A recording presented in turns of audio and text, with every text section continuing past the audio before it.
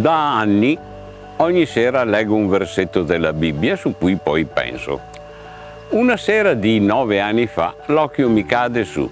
Il Signore Dio piantò un giardino in Eden ad Oriente. Mi soffermai, questo significa territorialità.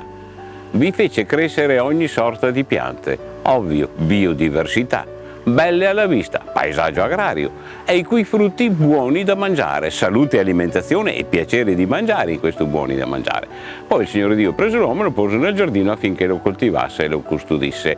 E il mio pensiero finale è stato: ma se io coltivo il mio orto con i principi della territorialità, della biodiversità, della bellezza del paesaggio agrario e della salubrità dei frutti, non faccio altro che rifare il giardino di Eden come l'ha fatto il Padre Eterno.